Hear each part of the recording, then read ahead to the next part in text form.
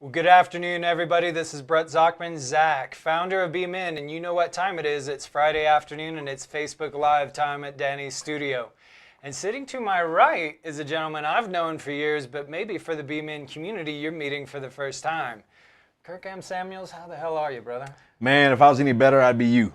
I like that. Yeah, Now, for the rest of the community, this is not only my right-hand guy, but Literally. he's taken on something even more. In the last 30 days, he has agreed to come on board our advisory council. So he's helped leading the ship now, folks. And this guy is awesome. So before we get into our questions today and our topic about spiritual power, do you mind if I just ask you, what made you say, okay, sure, I'll be a part of BeMen and help lead this thing? I do mind. I was hoping you wouldn't ask me any questions today, man. I don't want to ask. I'm not doing questions today, man. I'm sorry. No interviews, no questions. Of course, man. You can do whatever you want, man. Let's rock and roll. So, I'm a guy that's passionate about men's stuff. I'm passionate about the male journey, about the male struggle, about the things that we all go through, Some of it we talk about, some of it we don't talk about. But I get passionate about those kinds of things, man. And when something taps into my purpose, my personal mission statement, I have a hard time saying no. That's kind of one of the flaws, one of the character flaws that I have is saying no to good stuff.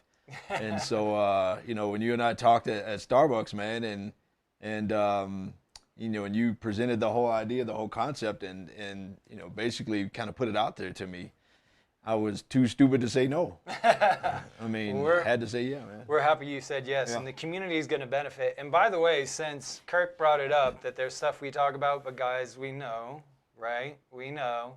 There's a lot of stuff we don't talk about, and sometimes it's the most important stuff.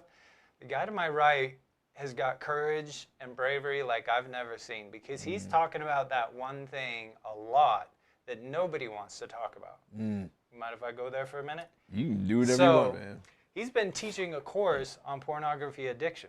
Now, in this country, at this time in America, alcohol, that's an okay vice to talk about, right? AA has been around for decades.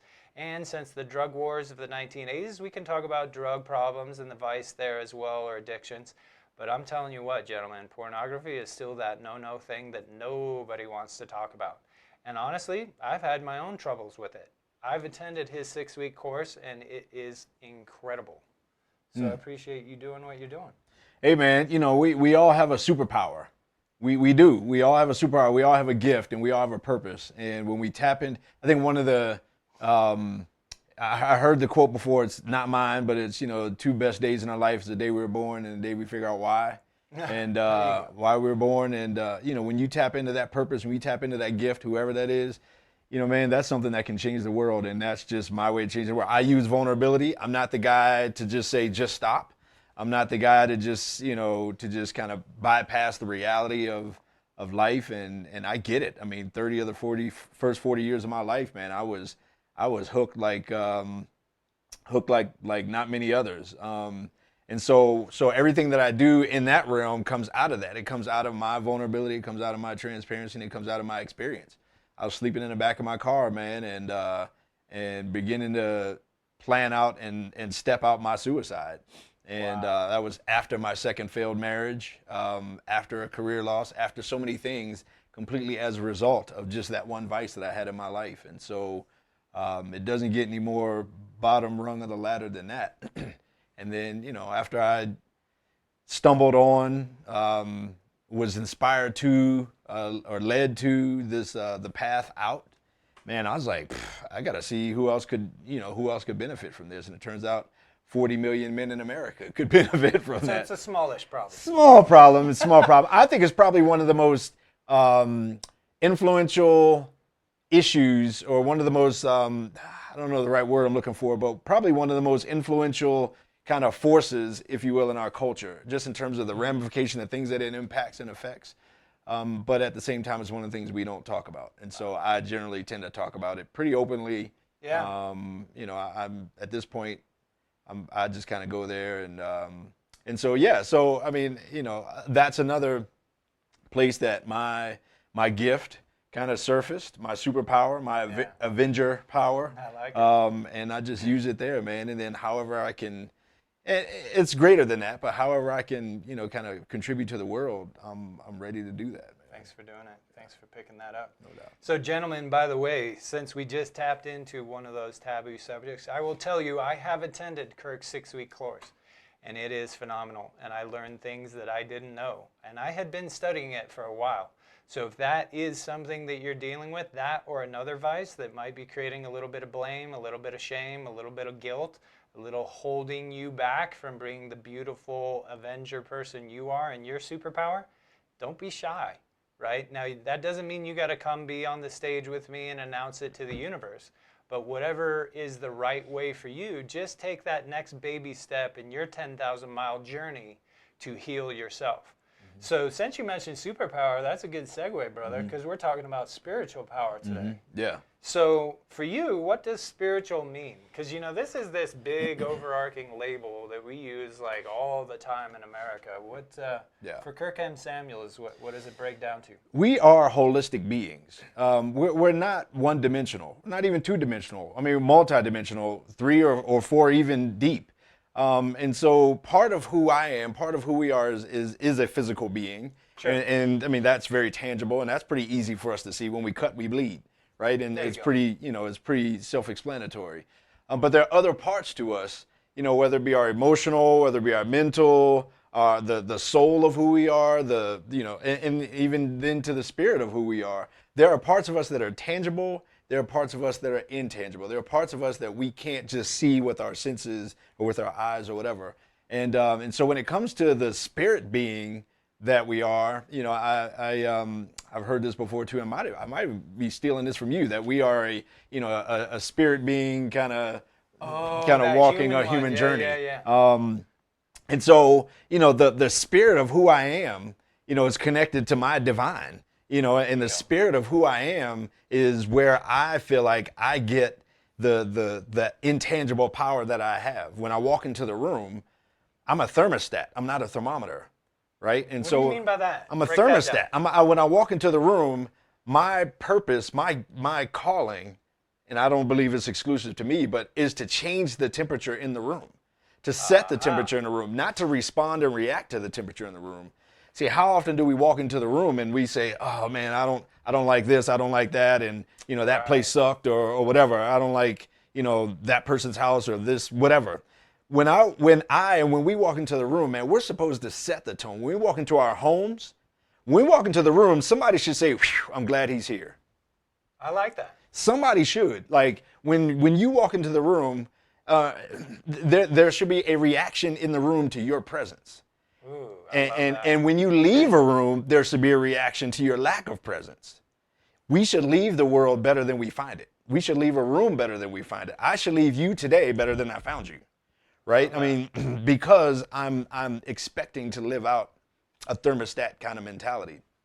And that goes to me, for me, it goes back to the spirit of the spirit that's living in me, the spirit that I bring with me, the spirit that I exude, the spirit that overflows. My cup is so full that it overflows into my saucer. And you drink out of my saucer. You don't drink out of my cup. So I love that. So that is awesome. Hey man, I got my blue suede shoes on today, man. I got to tell you, I got the blue suedes on. Watch out, dude. Well, let's keep it cooking though. So what's the difference in your mind then? Because we're going to go after this other taboo subject today. Mm-hmm. What do you think is the difference between religion and spirituality? This is Kirk's opinion, right? Yeah, of course. Of course. To me, religion is kind of how we put rules to the spiritual nature of our walk. Okay. Man's way of putting rules to something that is spiritual. We got to box it in. Right. Personally, I live out my faith in a format of relationship over religion. And even the way I believe it's more of it should be lived out in more of a relationship than just the rules. I mean, rules are, we put rules to kind of keep things in a box, to keep things manageable, to keep things, so we can say yes or no, so we can say, good or bad or whatever it is. But when you have relationship and when you live out relationship, especially in the terms of spirituality, it's not even so much right or wrong, good or bad. It's an ebb and a flow. Yeah. I mean, even if you go back to the thermostat, the temperature thing is kind of a flow. It's you never just go from, well, in Colorado, you might go from 60 to 80 instantly, but that's that's totally different. That's just the psychotic nature of living in Colorado in the spring. But life is just a flow, man. Especially when we live in a relationship, man. It's just a flow between us and the world, and us and the universe, us and God, us and each other. And so, that spiritual nature of who we are, man, that powerful being that who we are, we should be able to not only live in and flow with, but we should be able to, I think, even affect or impact that flow or that dynamic when it comes to living out the spiritual part of who we are. That's great. So now you're talking exampleship, right? But yeah. Not just about leadership. Right. Who are you showing up? Right. Each day in each place. So in the work that you do you introduce spirituality? Absolutely, into man. The coaching and mentoring and training you're doing? Absolutely. I think pornography is a symptom of kind of a greater thing. Okay. And so, again, I'm not anti-porn, I'm pro-freedom, to be clear. Interesting. And so I don't want to live anti-anything. I want to live for something, not against something, right? Okay. And so and I tell guys, man, all the time, if you're cool with your porn consumption, I'm cool with you. I'm not here to tell you what to do with your life, and I'm not here to tell you what's right and wrong for you. If it's not a problem for you, then I'm not speaking to you.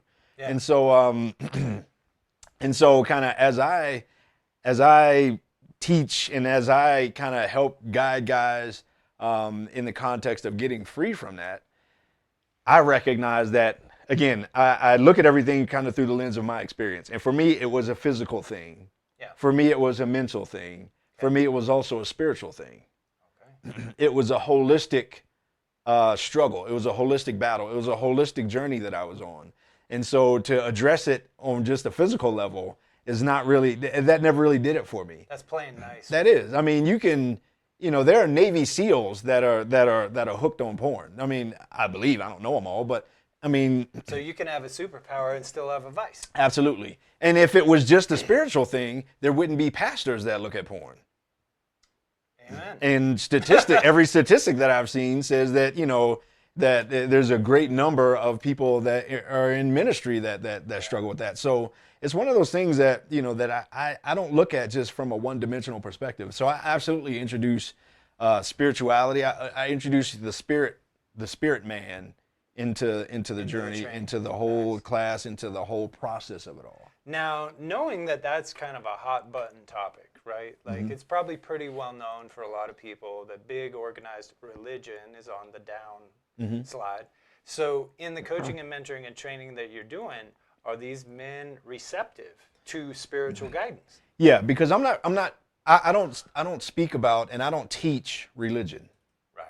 I teach faith lived out through spirituality. Totally different. And I tell guys, I found that I have had great success, and for me, it's been beneficial to plug into a church setting, as far as community and support kind of and fellowship and all that kind of stuff. And the delivery of it. More the community than anything. Okay. More the community than anything. A community that's moving forward in a spiritual realm, living life kind of that way. If you can find one that you can mesh with, that can that can flow the way you do. Then I think it could be very beneficial. So nice. I as much as I encourage guys, if you can try to find a great church community and plug in and get involved, I don't base it around it's all about getting into church.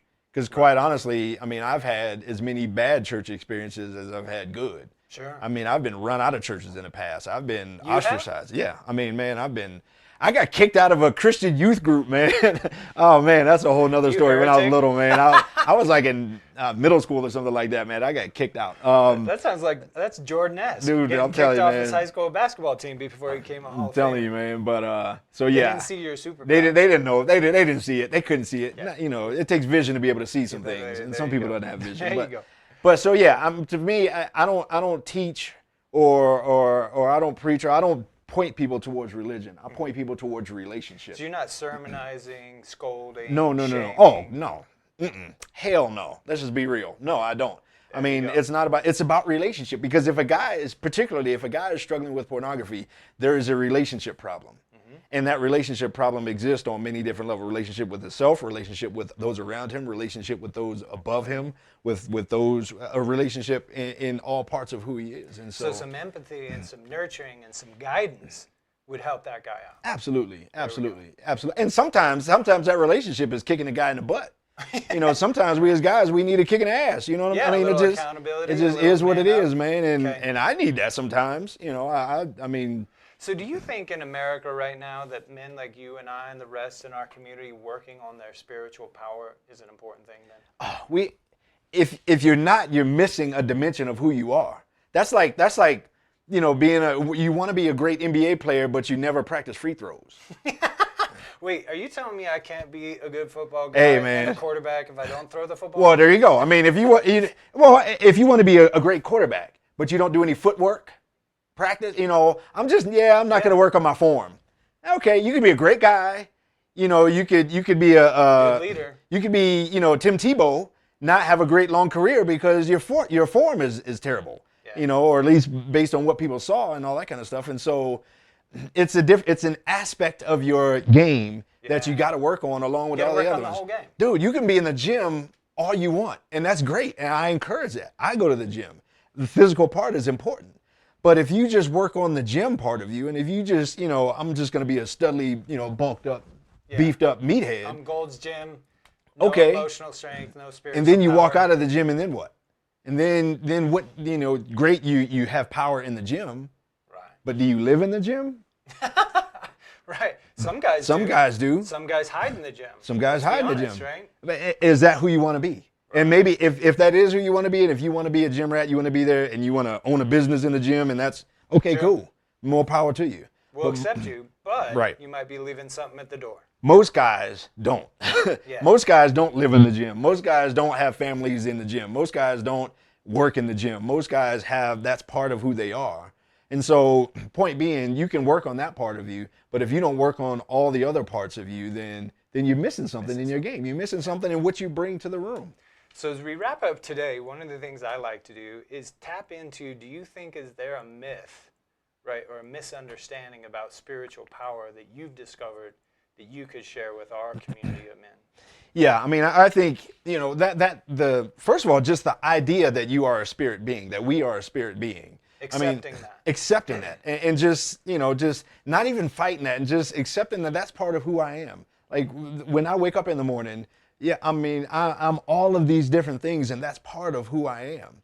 And just accepting that and not being afraid of that. I know that a lot of people have been turned off by religion. I know a lot of people have been turned off by churches. Like I said, I have too. But that doesn't have anything to do with my personal walk, my personal journey, my personal being on who I am and accepting who I am. The fact that I'm single doesn't mean I'm not headed for a relationship. Doesn't mean that I'm not a relational being. Mm-hmm. And so that's just part of who I am. And accepting that we, you are a spiritual being is important to just understanding who you are as a holistic person.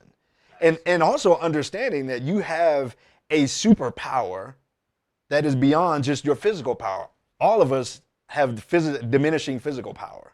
Sure. The older you are, right? There you go. So, but that has nothing to do with the intangible parts of who you are. So as your physical nature, as your physical being will diminish over time anyway, that keeps us from just being one-dimensional. That keeps us from looking in the mirror and saying, oh man, look at me.